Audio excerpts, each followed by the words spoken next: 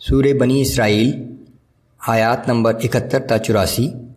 روز قیامت نیک لوگوں کے اعمال نامے داہنے ہاتھ میں دیے جائیں گے، اور جو شخص اس دنیا میں اندھا بنا رہا وہ آخرت میں بھی اندھا ہی رہے گا۔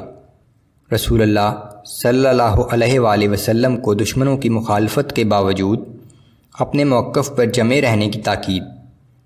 رسول اللہ صلی اللہ علیہ وآلہ وسلم کو تسلی کہ اگر یہ لوگ آپ کو اس شہر سے نکال دیں گے تو خود بھی زیادہ دیر یہاں نہیں رہ سکیں گے۔ حصول صبر و استقامت کے لیے نماز اور خصوصاً تہجد کی تاکید۔ پوشیدہ الفاظ میں ہجرت کی دعا کی تلقین۔ اعوذ باللہ من الشیطان الرجیم یوم ندعو کل اناس بامامہم فمن اوتی کتابہ بیمینہ فاولئک یقرؤون کتابہم ولا یظلمون فتیلا۔ وہ دن قابل ذکر ہے جب ہم ہر انسانی گروہ کو اس کے پیشوا کے ساتھ بلائیں گے، پھر وہ لوگ جنہیں ان کا اعمال نامہ دائیں ہاتھ میں دیا جائے گا اپنا اعمال نامہ مسرت و شادمانی سے پڑھیں گے، اور ان پر ایک ذرہ کے برابر بھی ظلم نہ کیا جائے گا۔ ومن كان في هذه اعمى فهو في الآخرة اعمى واضل سبيلا۔ اور جس شخص نے عقل و خرد سے کام نہ لیا اور اس دنیا میں اندھا بنا رہا تو وہ آخرت میں بھی اندھا ہی رہے گا، بلکہ راہ پانے کے لحاظ سے اندھوں سے بھی زیادہ بھٹکا ہوا۔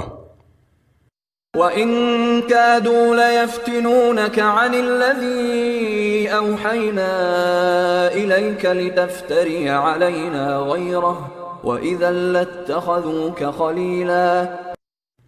اے نبی صلی اللہ علیہ وآلہ وسلم، ان لوگوں نے اس کوشش میں کوئی کسر نہیں اٹھا رکھی کہ آپ کو ہماری طرف سے بھیجی ہوئی وحی کی تبلیغ سے باز رکھیں، اور یہ کہ آپ اپنی طرف سے کوئی بات بنا کر اسے ہماری طرف منسوب کر دیں۔ اگر آپ ایسا کرتے تو وہ ضرور آپ کو اپنا دوست بنا لیتے۔ وَلَوْلَا أَن ثَبَّتْنَاكَ لَقَدْ كِدتَّ تَرْكَنُ إِلَيْهِمْ شَيْئًا قَلِيلًا۔ اور اگر ہم نے آپ کو ثابت قدم نہ بنایا ہوتا تو قریب تھا کہ آپ ان کی طرف تھوڑا بہت مائل ہو ہی جاتے۔ إِذًا لَأَذَقْنَاكَ ضِعْفَ الْحَيَاةِ وَضِعْفَ الْمَمَاتِ ثُمَّ لَا تَجِدُ لَكَ عَلَيْنَا نَصِيرًا۔ اور اگر ایسا ہو جاتا تو ہم دنیا میں بھی دوہرے عذاب کا مزہ چکھاتے اور آخرت میں بھی دوہرا عذاب دیتے، پھر آپ ہمارے مقابلے میں کسی کو اپنا مددگار بھی نہ پاتے۔ وَإِن كَادُوا لَيَسْتَفِزُّونَكَ مِنَ الْأَرْضِ لِيُخْرِجُوكَ مِنْهَا وَإِذًا لَا يَلْبَثُونَ خِلَافَكَ إِلَّا قَلِيلًا۔ اور وہ کافر تو چاہتے تھے کہ آپ کے قدم ہی اس سرزمین سے اکھاڑ دیں تاکہ آپ کو یہاں سے نکال باہر کریں، اور اگر ایسا ہو جاتا تو آپ کے بعد وہ بھی یہاں زیادہ دیر نہ ٹھہر سکتے تھے۔ سُنَّتَ مَن قَدْ أَرْسَلْنَا قَبْلَكَ مِن رُّسُلِنَا وَلَا تَجِدُ لِسُنَّتِنَا تَحْوِيلًا۔ آپ سے پہلے بھیجے گئے رسولوں کے وقت بھی ہمارا یہی دستور تھا، اور آپ ہمارے دستور میں کبھی کوئی تبدیلی نہ پائیں گے۔ اقم الصلاة لدلوك الشمس الى غسق الليل وقرآن الفجر ان قرآن الفجر كان مشهودا۔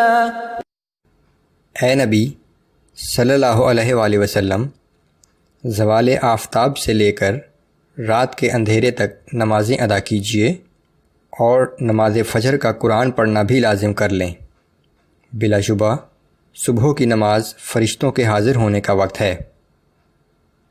وَمِنَ اللَّيْلِ فَتَهَجَّدْ بِهِ نَافِلَةً لَكَ عَسَىٰ أَن يَبْعَثَكَ رَبُّكَ مَقَامًا مَحْمُودًا۔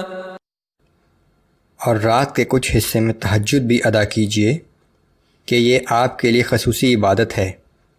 یقیناً اس کی برکت سے اللہ آپ کو مقام محمود پر فائز کر دے گا۔ وَقُلْ رَبِّ أَدْخِلْنِي مُدْخَلَ صِدْقٍ وَأَخْرِجْنِي مُخْرَجَ صِدْقٍ وَاجْعَلْ لِي مِن لَّدُنكَ سُلْطَانًا نَّصِيرًا۔ اور آپ اللہ سے دعا کیجئے کہ اے میرے رب، آپ مجھے جہاں بھی لے جائیں وہاں خیر و خوبی کے ساتھ داخل کیجئے، اور جہاں سے لے جائیں وہاں سے خیر و خوبی کے ساتھ نکالیں، اور ایسی قوت عطا فرما جو میری مددگار ہو۔ یہ دعا اس بات کا اشارہ تھا کہ اب مکہ سے ہجرت کا وقت نزدیک آ پہنچا ہے۔ وَقُلْ جَاءَ الْحَقُّ وَزَهَقَ الْبَاطِلُ إِنَّ الْبَاطِلَ كَانَ زَهُوقًا۔ اے نبی صلی اللہ علیہ وآلہ وسلم، آپ اعلان کر دیجئے کہ حق ظاہر ہو گیا اور باطل مٹ گیا، اور بے شک باطل تو ہے ہی مٹنے والا۔ وَنُنَزِّلُ مِنَ الْقُرْآنِ مَا هُوَ شِفَاءٌ وَرَحْمَةٌ لِّلْمُؤْمِنِينَ وَلَا يَزِيدُ الظَّالِمِينَ إِلَّا خَسَارًا۔ اور ہم جو کچھ قرآن میں نازل کر رہے ہیں وہ ایمان والوں کے لیے تو شفا اور رحمت ہے، مگر ظالموں کے لیے یہ خسارے کے سوا اور کسی چیز میں اضافہ نہیں کرتا۔ وَإِذَا أَنْعَمْنَا عَلَى الْإِنسَانِ أَعْرَضَ وَنَأَىٰ بِجَانِبِهِ وَإِذَا مَسَّهُ الشَّرُّ كَانَ يَئُوسًا۔ اور انسان کا حال یہ ہے کہ جب ہم اسے کوئی نعمت عطا کرتے ہیں تو ہم سے منہ پھیر لیتا ہے اور پہلو تہی کرتا ہے، اور جب اسے کوئی تکلیف پہنچتی ہے تو مایوس ہو جاتا ہے۔ صحیح راستہ یہ ہے کہ جب کوئی نعمت ملے تو اللہ ہی کا شکر ادا کرے کہ یہ نعمت اسی کی دی ہوئی ہے، اور تکلیف و مصیبت پر اللہ ہی سے معافی اور مددگار کا طلبگار ہو۔ قُلْ كُلٌّ يَعْمَلُ عَلَى شَاكِلَتِهِ فَرَبُّكُمْ أَعْلَمُ بِمَنْ هُوَ أَهْدَىٰ سَبِيلًا۔ اے نبی صلی اللہ علیہ وآلہ وسلم، آپ کہہ دیجئے کہ ہر شخص اپنی فطری طبیعت اور سوچ کے مطابق کام کرتا ہے، سو تمہارا رب ہی بہتر جانتا ہے کہ کون شخص زیادہ صحیح راہ پر ہے۔ انسانی شخصیت کے مخصوص سانچے کی تشکیل میں انسان کے موروثی جین اور اس کا خارجی ماحول و تربیت بنیادی کردار ادا کرتے ہیں۔ پھر ہر انسان اپنی شخصیت کے اس سانچے میں رہتے ہوئے اپنی ساری زندگی گزارتا ہے۔